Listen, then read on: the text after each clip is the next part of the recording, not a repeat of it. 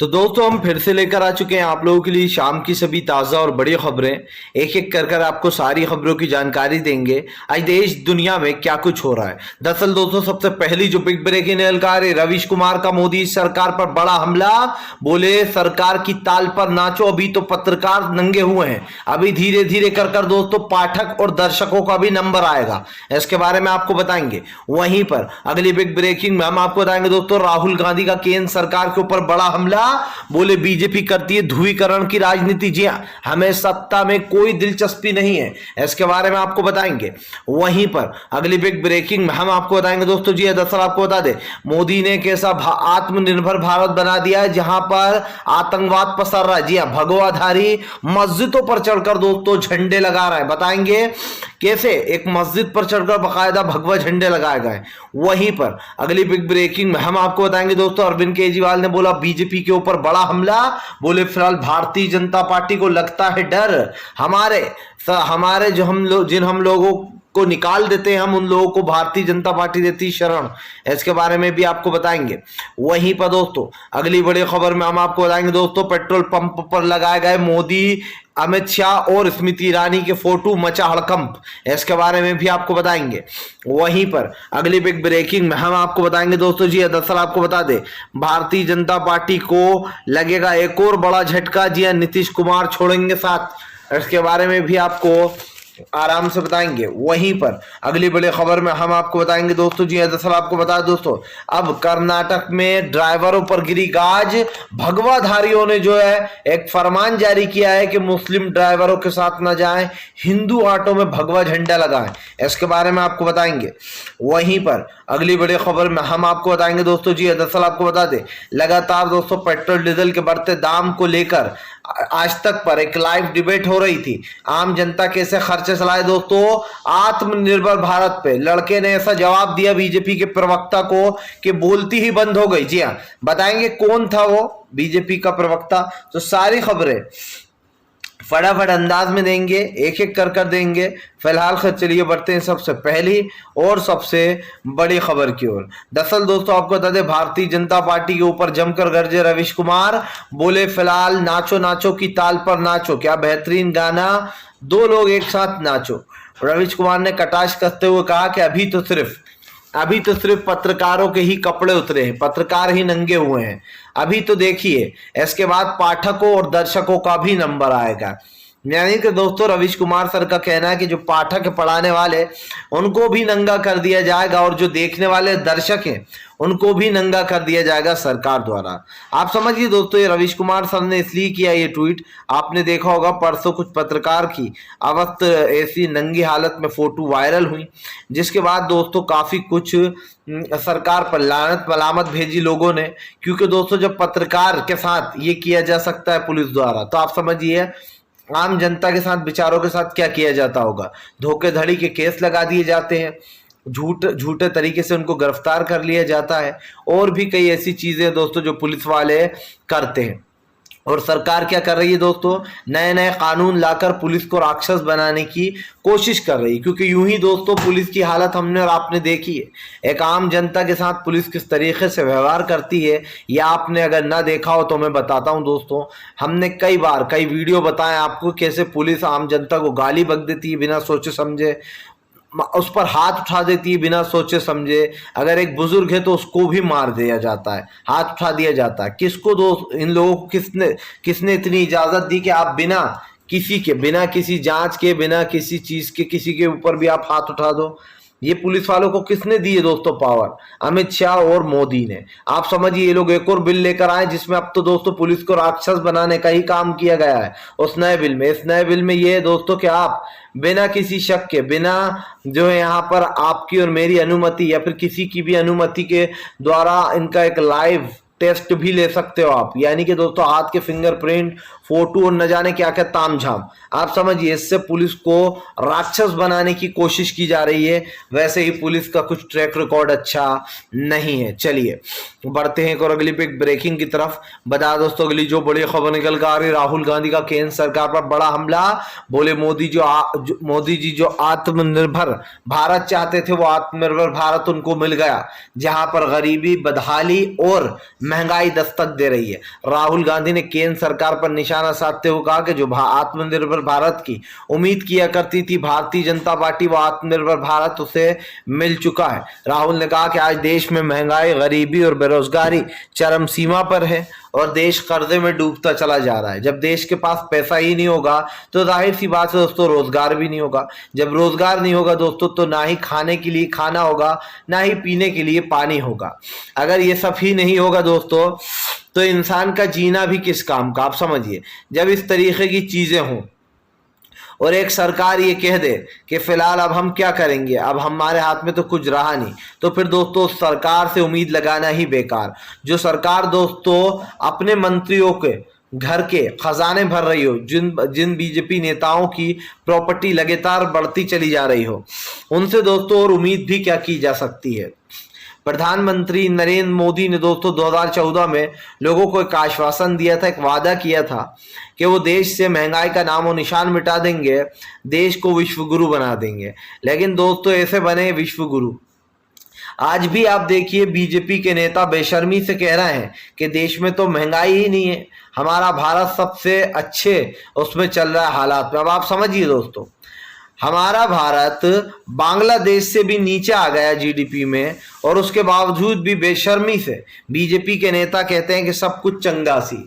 मतलब कि दोस्तों महंगाई बढ़ जाए, आम आदमी की जेब में 1 रुपए ना हो खाना खाने को, आदमी भूखा मर जाए, लेकिन तब भी ये लोग यही कहेंगे कि सब कुछ चंगा सी। आप देखिए राहुल गांधी की बात सच होना ही है।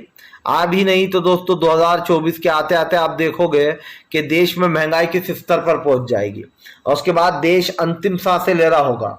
जो सरकार आएगी नहीं, वो भी कुछ नहीं कर पाएगी अभी हाल ही में, तो क्योंकि जाहिर सी बात है जब देश पर इतना बोझा लाद दिया गया हो दोस्तों, तो फिर तो अभी मैंने आपको कल एक रिपोर्ट बताई थी, उसमें मैंने बताया कि कैसे दिग्विजय सिंह के राज में दोस्तों मध्य प्रदेश में बहुत ही कम कर्जा था, लेकिन दोस्तों मामा शिवराज के राज में आने के बाद वो कर्जा 16 गुना बढ़ गया है। क्यों दोस्तों? क्योंकि कांग्रेस फालतू के पैसे नहीं उठाया करती थी, वो ना ही एड कराया करती थी फालतू के दोस्तों टीवी एड, और ना ही जो है वो अपनी रैलियों में करोड़ों रुपए पानी की तरह बहा देती थी। लेकिन बीजेपी को तो दोस्तों दिखावे की आदत है, करोड़ों रुपए रैलियों में बर्बाद करना, आम जनता का पैसा है ये, और उसके बाद मध्य प्रदेश को कर्जे में डुबा दिया गया है। चलिए बढ़ते हैं एक और अगली बिग ब्रेकिंग की तरफ। बता दोस्तों अगली जो बड़ी खबर निकल कर आ रही, जी हाँ, दरअसल दोस्तों आपको बता दें बीजेपी के प्रवक्ता की वजह डाली आम जनता ने बैंड। आज तक पर दोस्तों बहुत ही ज्यादा बोल रहा था बीजेपी का प्रवक्ता के महंगाई तो है ही नहीं, लेकिन दोस्तों इस तरीके से आत्मनिर्भर बनने का उस लड़के ने दोस्तों बात कही कि बीजेपी का नेता बिलबिला उठा। आपको पता हो दोस्तों बीजेपी के प्रवक्ता सैयद जफर इस्लाम जो है वो दोस्तों महंगाई को लेकर डिबेट कर रहे थे आज तक पर दोस्तों ये डिबेट चल रही थी, जहां पर दोस्तों एक आम व्यक्ति ने बीजेपी के प्रवक्ता से ये पूछ लिया कि आप लोग कहते हैं, मतलब मोदी कहते हैं कि आत्मनिर्भर बनो, और जो है यहाँ पर आत्मनिर्भर बनकर अपना खुद ही ख्याल रखो, खुद ही सब कुछ घर भर चलाओ। उस लड़के ने कहा कि पहले तो ये बताइए कि आत्मनिर्भर कैसे बने हम, ना खाने को जब खाना नहीं होगा, पीने को पानी नहीं होगा, तो क्या हम अपनी किडनी बेच दें या फिर अपनी आंखें निकाल कर बेच दें? आप समझिए दोस्तों, बस ये सवाल पूछना था कि सैयद जफर इस्लाम बोले मोदी जी के राज में बहुत अच्छा चल रहा है, हमारा देश सबसे अच्छे हालात में गुजर रहा है। अरे भैया श्रीलंका की हालात देख ली हमने, उससे भी बदतर हमारे भारत के हालात होने वाले हैं। जिस देश की जीडीपी बांग्लादेश से भी नीचे हो, एलपीजी पेट्रोल डीजल के दाम पाकिस्तान और बांग्लादेश से भी ज्यादा हो, तो दोस्तों फिर क्या कहा जा सकता है? आप समझिए, इस लड़के ने जो सवाल पूछा वाकई में दोस्तों काबिल तारीफ था, और इस लड़के ने ये सवाल पूछकर बीजेपी के नेता सैयद जफर इस्लाम के मुंह पर करारा तमाचा दे मारा है कि जब खाने को खाना नहीं होगा, पीने को पानी नहीं होगा, तो मोदी कहते हैं हमने घर बनवा दिया। क्या करेंगे उस घर का? समझिए दोस्तों, जिन जिन लोगों को घर दिए गए दोस्तों, जिनके घर बना दिए गए हैं, उसको लेकर इस लड़के ने बात बिल्कुल पते की कही कि जब पीने को पानी नहीं होगा, खाने को खाना नहीं होगा, तो उस घर का क्या करेंगे हम, ये आप लोग बताएं। लेकिन सरकार के पास दोस्तों इस बात का भी जवाब नहीं होगा। चलिए बढ़ते हैं एक और अगली बड़ी खबर की ओर। बता दोस्तों अगली जो बड़ी खबर निकल कर आ रही, जी हाँ, दरअसल दोस्तों आपको बताया पेट्रोल पंप पर लगे प्रधानमंत्री नरेंद्र मोदी, गृह मंत्री अमित शाह और स्मृति ईरानी के फोटो, मच गया हड़कंप। जी हाँ, दरअसल दोस्तों प्रधानमंत्री नरेंद्र मोदी के अभी कुछ दिन पहले आपने देखा होगा कि पेट्रोल पंपों पर बड़े बड़े पोस्टर लगे हुआ करते थे जहां पर मोदी जी की तस्वीर दिखाई देती थी पेट्रोल पंपों पर। लेकिन जैसे ही दोस्तों मोदी को ये भनक लगी कि पेट्रोल डीजल के दाम तो बढ़ते चले जा रहे हैं, मेरी छवि बनने के बजाय उल्टा पेट्रोल पंपों पर छवि बिगड़ जाएगी, अगर मैं वहां पर फोटो लगाऊंगा तो लोगों को जख्म याद रहेंगे। इसीलिए दोस्तों कुछ दिन पहले मोदी सरकार ने पेट्रोल पंपों से अपने सारे पोस्टर हटवा दिए बड़ी ही चालाकी से। अब अगर आप पेट्रोल पंप जाएंगे दोस्तों तो आपको मोदी और जो है यहाँ पर शाह के फोटो दिखाई नहीं देंगे। और यही कारण है दोस्तों जो अब गृह मंत्री अमित शाह को महंगाई की मार याद दिलाते हुए जो है यहाँ पर दोस्तों कांग्रेस के कार्यकर्ताओं ने, जी यूथ कांग्रेस ने जगह जगह पेट्रोल पंपों पर मोदी और शाह के पोस्टर लगाए। आपको बता दें दोस्तों इसमें आप देख सकते हैं इस पोस्टर में मोदी और शाह बैटिंग करते हुए नजर आ रहे हैं। मतलब कि बताया जा रहा है कि अब की बार तो शतक भी पार और धुआंधार बल्लेबाजी चल रही है। ऐसे ही दोस्तों आप देखिए मोदी जी का एक और भी फोटो लगाया गया है, इसमें मोदी को ट्रोल किया गया है। यहाँ से मोदी धुआंधार बैटिंग कर रहे हैं, पेट्रोल 300-400 के भी पार। एक स्मृति ईरानी का भी फोटो यहाँ पर लगाया गया है दोस्तों, जब वो 400 रुपए की गैस पर गला फाड़ फाड़ कर चीखा करती थी, मनमोहन सिंह साहब को चूड़ियां भेज दिया करती थी, आज वो स्मृति ईरानी मौन हो गई हैं। उनका भी पोस्टर लगाया और यहाँ पर उनको नाम दे दिया है सिंड्रेला। जी हाँ, अब आप समझिए। अब दोस्तों जिस तरीके से पोस्टर लगाए गए हैं, ऐसे एक बात तो साफ होती है दोस्तों कि बीजेपी के नेता सिर्फ तभी गला फाड़ते हैं जब विपक्ष की सरकार होती है। इनके मंत्री कितने ही अच्छे हो दोस्तों, कितने ही अच्छे लोग भर लो, लेकिन दोस्तों जब बीजेपी महंगाई बढ़ाती है तो सबके मुंह पर टेप लग जाता है। सबके मुंह पर से मेरा मतलब आप अच्छे समझते दोस्तों, इंक्लूडिंग गोदी मीडिया। आप देखिए गोदी मीडिया महंगाई पर बात करने से भी डरती है। नरेंद्र मोदी को विश्व गुरु बताने वाली मीडिया आज चुपचाप क्यों है, खामोश क्यों है? मनमोहन सिंह साहब के समय के दोस्तों अगर मैं अभी आपको वीडियो निकाल कर बताऊंगा मीडिया के, तो यही मीडिया है जो मनमोहन सिंह साहब से सवाल पूछ रही है चीख चीख कर, क्योंकि तब मनमोहन सिंह साहब और सोनिया गांधी पत्रकारों के साथ बुरा व्यवहार नहीं किया करते थे। लेकिन दोस्तों आज ये सरकार किस तरीके का व्यवहार कर रही है। अगर दोस्तों एक दिन भी ये पत्रकार अपना काम ईमानदारी से करें तो सरकार की असलियत खुलने में दोस्तों ज्यादा टाइम नहीं लगे। ये सरकार ही सत्ता से चली जाए जो इनको डरा रही है। लेकिन दोस्तों करोड़ों रुपए मुंह में ठूस दिया जाए और अगर दिल में डर बैठ जाए तो किसी भी सरकार से आप डरोगे। यही कारण जो नरेंद्र मोदी की सरकार को लोग तानाशाह सरकार कहते हैं, क्योंकि पहले ना सोशल मीडिया की चीज़ों पर गिरफ्तारियां हुआ करती थी, लोगों को बोलने की आज़ादी थी, करने की आज़ादी थी। लेकिन आज तो दोस्तों सरकार का कुछ अलग ही एजेंडा दिखाई देता है। एजेंडा ऐसा है दोस्तों कि सरकार को लगता है कि वो हिंदू मुसलमान के बल पर अंत तक जाएगी और मोदी सरकार की बेईमानियां भी बढ़ती जा रही हैं। विपक्ष कितनी कोशिश कर लेता है, चुनाव पूरी ताकत से लड़ता है, उसके बाद भी दोस्तों कई जगह पर धांधलियां की जाती है ईवीएम की। जब पूरा प्रशासन और चुनाव आयोग में बीजेपी के लोग बैठे हो दोस्तों तो जीतना बहुत ज्यादा मुश्किल भी हो जाता है, क्योंकि चुनाव आयोग तो दोस्तों आप समझ ही सकते हैं, ये चुनाव आयोग जो ये बीजेपी का आदमी है और बीजेपी ने अपने लोगों को चुनाव आयोग में भर रखा है। यही कारण है जो बार बार गिनती में भी घपले किए जाते हैं। पहले किसी और के प्रत्याशी को जिता दिया जाता है, उसके बाद उसको हराकर बीजेपी के प्रत्याशियों को जिताया जाता है। तो चुनाव आयोग तो खैर एक निष्पक्ष संस्था रही नहीं। चुनाव आयोग से के ऊपर विश्वास करना मतलब कि दोस्तों अपने पैरों पर खुद ही कुल्हाड़ी दे मारना है। चलिए बढ़ते हैं एक और अगली पिक ब्रेकिंग की तरफ। बता दोस्तों अगली जो बड़ी खबर निकल कर आ रही जी हाँ, दरअसल दोस्तों आपको बता दें अब जो है यहाँ पर कर्नाटक में गिरी दोस्तों ऑटो ड्राइवरों पर गाज, भगवाधारियों का दोस्तों एक और फरमान जारी। पहले तो दोस्तों हिजाब पर बैन और उसके बाद मस्जिद के लाउड स्पीकर पर दोस्तों आरोप लगाए गए। उसके बाद दोस्तों मुसलमानों की मीट की बारी आई। उसके बाद ये चलो दोस्तों तो मुसलमानों को जो यहाँ पर जगह जगह बैन किया गया फल वालों को, और अब एक और नया टंटा आ गया है कि मुस्लिम ड्राइवरों को बायकॉट करो। दोस्तों ये कौन लोग हैं जो देश में नफरत फैलाना है? ये लोग कोई और नहीं दोस्तों बल्कि बीजेपी के पाले हुए पिट्टू हैं, और ये तब तक चलने वाला है दोस्तों जब तक कि 2024 नहीं आ जाएगा। सरकार अच्छे से जानती है पेट्रोल डीजल और बढ़ती महंगाई को लेकर उसकी छवि देश में खराब हो रही है, और ये खराब छवि के कारण दोस्तों सरकार जब जब उसकी छवि खराब होने लगती है तो दोस्तों जैसे आप दाल में तड़का नहीं लगाते, वैसे ही दोस्तों मोदी सरकार हिंदू मुसलमान का तड़का लगा देती है जब मोदी सरकार की छवि खराब हो जाती है, ताकि जो इस देश के धार्मिक लोग हैं, जो इस देश के या फिर यूं के दोस्तों जो धर्म के आधार पर बेवकूफियां करते हैं, ये सोचते हैं कि देखो हम हिंदू को वोट दे देते हैं और मोदी सरकार की महंगाई को दोस्तों बढ़वा रहे हैं। वो लोग दोस्तों उन लोगों को, पूरे लोग ऐसे नहीं है दोस्तों बेचारे, 10-20% लोग ऐसे होंगे, 40% जो मोदी सरकार की अंधभक्ति में डूबे हुए हैं। और वो लोग क्या करते हैं दोस्तों कि महंगाई कितनी बढ़ जाए, पेट्रोल डीजल के दाम कितने ही बढ़ जाए, देश में हिंसा फैल जाए, दंगे भड़क जाए, नफरत हो जाए, हिंदू मुसलमान की हो जाए, जो है यहाँ पर जानबूझकर लड़ाई दंगे फैलवाए जाए, तब भी वो लोग मोदी को ही वोट देते हैं। उनको लगता है कि मोदी बहुत अच्छा काम कर रहा है।